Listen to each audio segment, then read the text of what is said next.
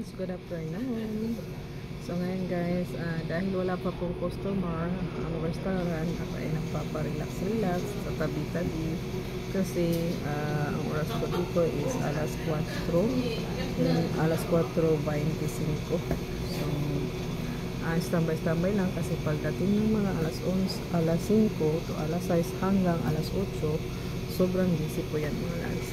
So magkakat po sila, magtatanggap po sila ng customer hanggang alas 8:30.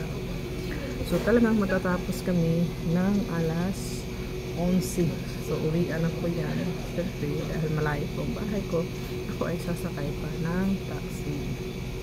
Ayun nga guys, naisipan ko dahil wala pang gaanong customer, so naisipan ko mag-reviews. Ayan. So ito po yung ito po yung loob ng restaurant. Ito ay first floor po to guys. So nasa first floor po ako at mayroon pong second floor.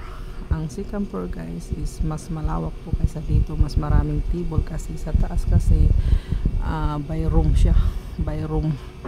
So ito pag lalo na pag may mga reservation, doon po tinatanggap, at kung full na po doon sa taas, dito po sa baba naman. So dito kami tumatanggap sa baba kapag may reservation ang taas, pero kapag walang reservation po ang taas mga lads, ayan, pag walang reservation po ang taas, so hindi po masyado pagod si Mami Loves TV. So kapag pagka merong reservation, pagod na pagod po si Mami Loves TV guys, kasi dito po yan, ito lang po tumatanggap ng customer. Ayan.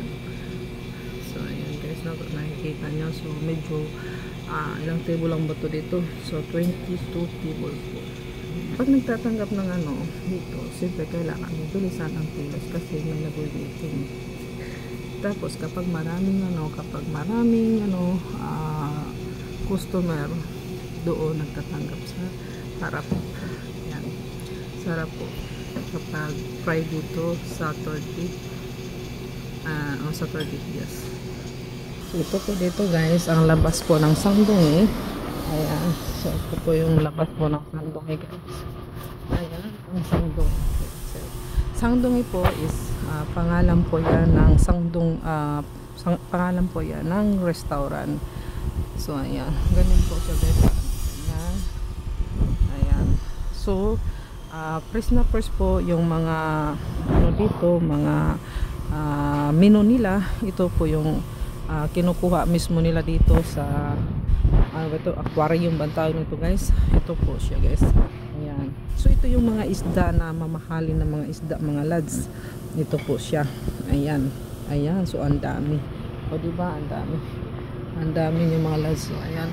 Sa ilalim. So hindi makita kasi maitim kasi yung isda. Ayan. Ito yung mga mamahalin, so nandito sa labas. So doon banda guys, doon po yung tawag ang palengke ng Sugi po. So dito. So ang kaharap po nito guys, ang kaharap po nito is Singwan. Kaano din ng Huidsip no. Pero meron silang restaurant na baboy. So ito po yung building ng Sangdungi Huidsip. Ayan. Ayan, ang Sangdungi Huidsip. So sikat na sikat po yung restaurant na to dito mga lads. Kapag pumunta kayo dito, madali nyo ito matutunan kasi nga is sikat po tong restaurant. At ito po yung sinasabi ko sa inyo mga lads na baboy. Ayun.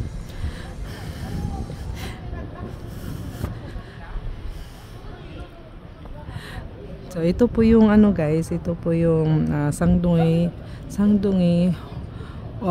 Huideji. Ito po yung restaurant ng baboy, karnihanan. So ito yan. Ito. Okay.